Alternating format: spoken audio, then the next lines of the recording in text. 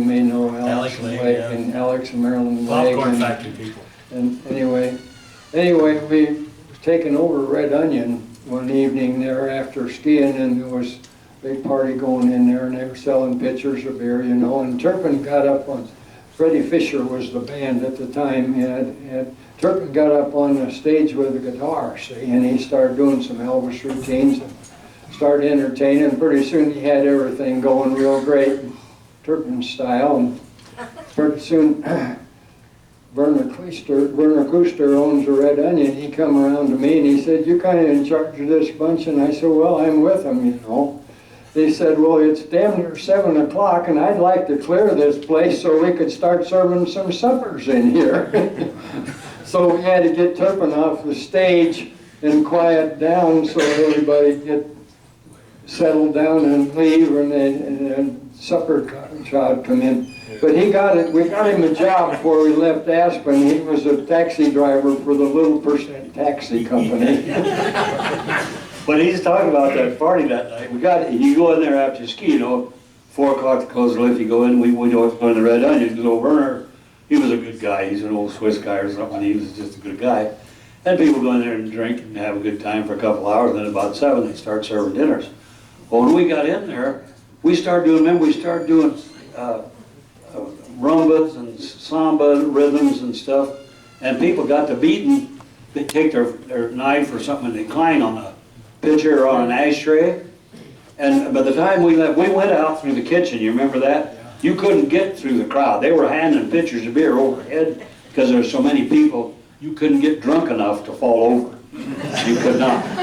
And it was just packed. It was just one of those. And I remember the guy from Rhode Island or someplace that got up, and he had that girl got up. I thought she was going to take her clothes off. Remember?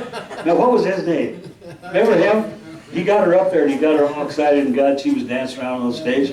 Well, anyway, we figured the law was coming, so we went out through the kitchen, about 5 or 6 of us. The next day, somebody said, "Gee, you cost old Werner a lot of money." I said, "Well, how's that?" He said, "Well, he counted up, and they broke, it was just twice the number. It was 13 ashtrays and 26 pitchers they broke in there. Yeah, they had on the tables.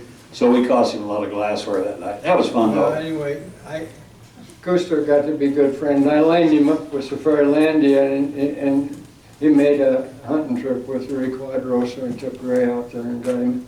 And when he bought a place over at Gregory, South Dakota to hunt pheasants too, and so I followed them after Aspen for a few years. But I loaned him 500 millimeter lens of my camera that I just bought and never used when he went to Africa, and somehow or other it got lost or stolen in the way, and I never did get that lens back, but that's all right. I never used the camera anymore anyway. After we got started here in the 50s and everything, and Dick got involved in with Bear Archery and Fred, then Fred would come back. When he'd come back, Dick would call me and say, "If you can get away, slip up, Fred's going to be here." And I'm going to ask you a question now. Do you remember at one time you went down and picked him and his wife up at the airport in Omaha and they got snowed in? No, I picked him up in Grand Island. They took the train. Okay. Mrs. Bear didn't like to fly. And they'd been out in California, and she took the train, or they took the train, and I don't know, it was North Platte or Grand Island. I picked him up, and he had this armload of deer decoys when he got off the train to take over to Leonard's ranch, and because there was a big buck over there, it wouldn't come out till dark, and Fred figured if he got some decoys out on the alfalfa, he might get him out earlier. Well, Turpin didn't know about that. See, and he was come down to Leonard's hunting too, you know, from time to time. Well, Fred, I had him when those little round hay bales. Alice Chalmers' rail bales were a big pile of them out there in this field. Fred had a little nest up in the top, and he had his decoys out there. And then just to the west of that, the Coon Creek comes down to the Niobrara River, and they channeled it down through there. And Dick comes out to go hunting, and he looks out, and he sees all these does out on the alfalfa field, see? And Fred's up in the stack, and Dick doesn't know he's there. And he gets in over, and he sneaks down the channelized Coon Creek, you know, under the bank, and he gets up to where this pile of bales was. And he gets up there by the pile of bales, and he slipped around behind the pile of Clean this bales up. with an arrow. Now Fred's watching all this, see? He slips out there and he reaches back and shoots an arrow at and he missed. And then he's getting ready for another one, and about that time Fred looks over and he says, "Hi there, how's hunting?" That's when he met Fred Bear. And now okay, I'm gonna leave it at that. I'm gonna leave that story at that. No, it's not all true. I did crawl down through that creek and it was miserable, you know. Like Sandburst. Well, that's when Dick had called me and said, "Fred's gonna be here, you better slip up." Well, I drove up to Bassett, and they were of course out hunting, so I know where they were. I drove over to Joe's, and I saw Joe there at the east end of the alfalfa. And I said, "Where's Dick and Fred?" Well, he said, "I don't know for sure," but he said, "I saw Dick go west, down over towards the Duggar place." And I said, "Oh, okay, that's another place to the west of Joe's." I said, "Okay," well, I told Joe, I said, "God, there's some deer down there on the alfalfa." Well, that was a damn cardboard deer that I crawled up on, you know. I was so embarrassed. Well, anyway, so Fred, in one of the books he wrote, he put that article in there, which just led me to a great deal of fame, unfortunately. and he made up this deal. But the truth of the matter was, He did miss the decoy too. but the truth of the matter was, Fred was asleep. And so when I realized I'd been had, I snuck back down the creek and snuck out. I didn't want to screw up his deer out. But anyway, the story is better, you know, when he says I raised him and said, "What are you doing, kid?" You know, and all that stuff, so it makes a better story. And these guys are. Now I've got to feel a little. Yeah, he kind of puts some in the sack. But we'd go up there and just have a hell of a time. But one time Dick called me, and he said, one of Fred's great hunting buddies was Bob Munger. They grew up there in Chillicothe, Michigan together. Bob had a big hardware store and stuff, and he was a hell of a He guy. wrote a book called Trailing the Bear. Yeah, he's got. It's got a lot of wrong stories in it too, but there's true stories, but they don't have the dates right. He's kind of all mixed up. But he was a character. But he was one of those kind of guys that, I mean, he hunted with a bow all the time, but I really didn't classify him as one of the archers. Somebody like Art Law, you know, somebody like that. He wasn't the same. But anyway, old Bob, he'd come up there and he was hunting. And Joe Foss, you remember Joe Foss, governor of South Dakota, big ace in the war, a pilot. World War II, Yeah. Marine pilot, first ace, Congressional Medal of Honor, go to Guadalcanal. And Foss Foss, Field in Sioux Falls named for him. Foss was doing an outdoor show for some insurance company out of New York. And he came up to do some series for that TV show, and Dick called me and said, "You better come up." I said, "Okay."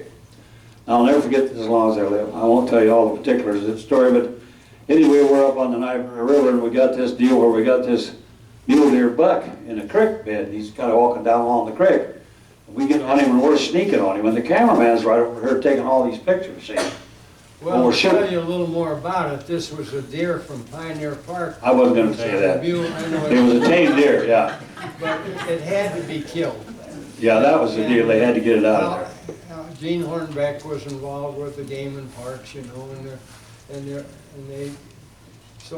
they decided that they wanted to have this deer killed, and they'd have Foss be able to have it for a movie, see, for a CV Pro. Well, Joe wouldn't have any part of that. That wasn't Joe Foss at all. But they got the damn deer hauled up there, and then somebody had to do it. So I got stuck. And Turpin and I was right behind him. he was with, they wired us for sound, you know, and we were making a false sneak on this deer down in the water coming down through. Remember, that was a big old mule deer, guy. Big mule deer, I mean a big one, you know, and I got a picture of him with a flu arrow. Okay, yeah. But anyway, we were shooting these white arrows. They wanted the white because they could see it on camera, don't you know? And he had the flu in his quiver. And because we'd shoot squirrels and stuff when we're out there hunting, you know, we're shooting about everything, got up and run. And so Dick and I are in this it's a cow trail that went down into this creek, and we're getting really close to that deer, you know. And that deer is walking, and he kind of looks back at us and he looks around, don't know where he's at. And all Dick's got to do is get a good arrow into him, and we're home free, you know. The camera guy's right there. A good arrow. A good arrow. I made that comment. we get down there, and that deer comes to a fence. There was a fence stretched across the creek. First I shot the deer, and where did I hit him? In the base of the antlers, right where I was looking. Well, that deer came to that fence, And he'd been used to a fence, he knew he couldn't go anywhere. And so he turned around and came back. He's also been charging people in Antelope Park. Well, that was the other thing, yeah, he was a little bit mean. The caretakers, they couldn't trust him, he'd take them down and stomp the hell out of them. So anyway, that deer turned and he come back up that same cow trail that Dick and I are in. He's coming right up and right at us, horns down, you know, and just blah, blah, blah, blah. And the cameraman's up on the hill shooting down over that. And Dick stood up on his knees and he looked back at me and he says, "Look out, the son of a bitch is charging us." I said, "Look out, he's going to charge." I had to keep it clean because it might be on. Well, it was on TV, on TV. Anyway, that deer. When he came by us, Oh I my had God. another arrow ready, but it was a flu-flu in the blood. And when, The picture of the deer that they got in Joe Foss's book is the deer running with a flu-flu arrow sticking out of it. you can't see it's too bad of an arrow. Fortunately, Joe never used any of that. But anyway, when that deer comes, Dick said, "Look out, he's charging." And he shoots.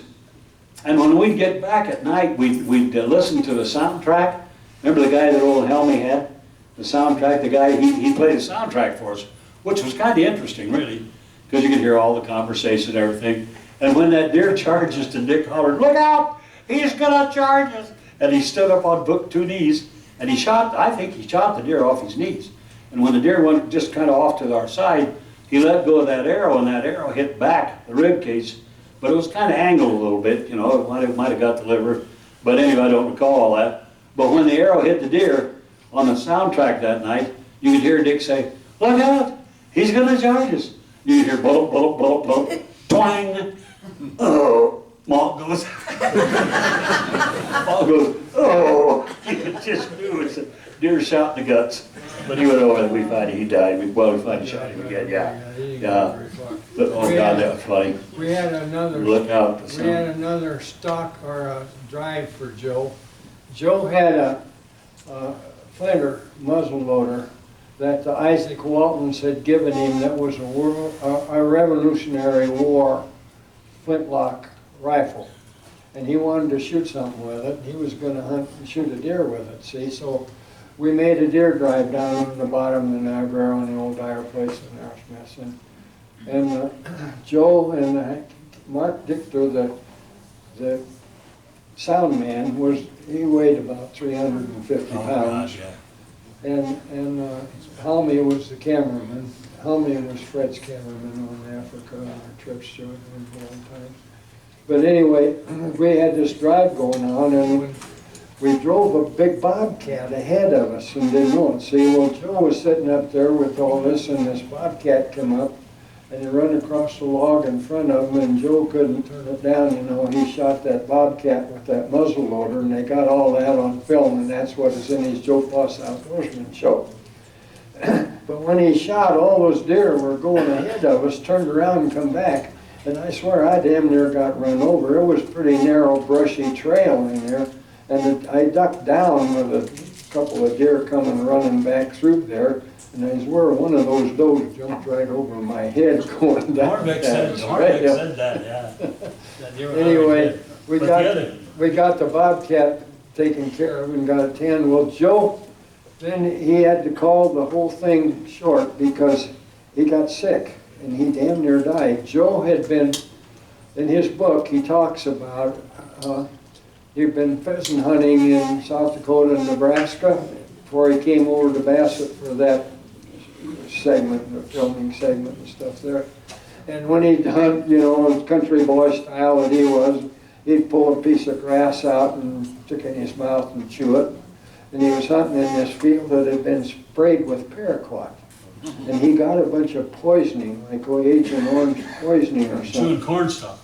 Yeah, and chewing corn stalks and chewing grass. And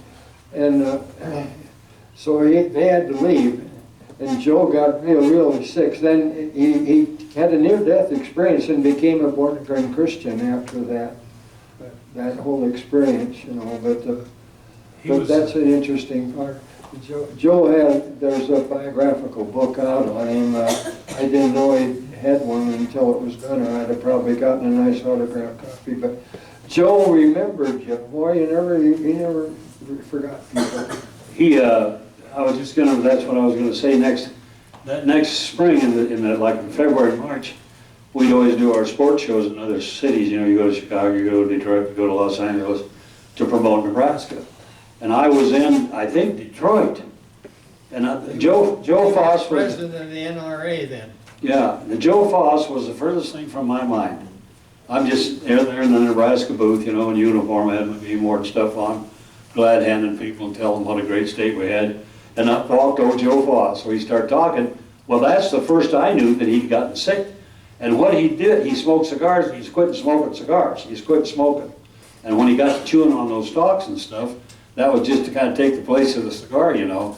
And he got that dang spray through those corn stalks. And he said, boy, he said, Turpin, I got so weak. He said, when I finally decided something was really wrong, he said, I went across the street, and when I went to step up on the curb on the other side, I didn't have enough strength to lift my leg. I had to take my hand and pull my leg up. And he said, I knew he had trouble, so that's when he went in and finally got checked over. And Dick, well, he told him the rest of the story. He had that poisoning, and it damn near killed him. But Joe Foss, to me, I'm just going to tell you what I think about Joe Foss.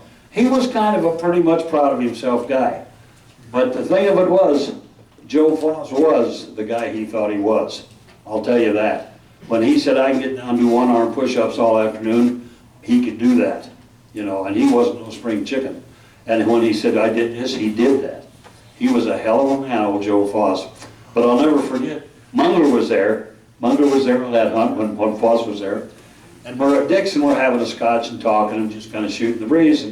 And I made a quiver that held 12 arrows on my bow. I had 12 arrows that I could shoot. And Turpentine. yeah, turpentine, 12 arrow quiver. So anyway, they teased me about that quiver. So the night before we go out on the hunt, why Bob Munger says Bob's going to hunt with me, and he said, well, we'll have fresh deer liver in the morning. Bob said, he was saying that I'd kill a deer, and Foss said, yeah, fresh deer liver.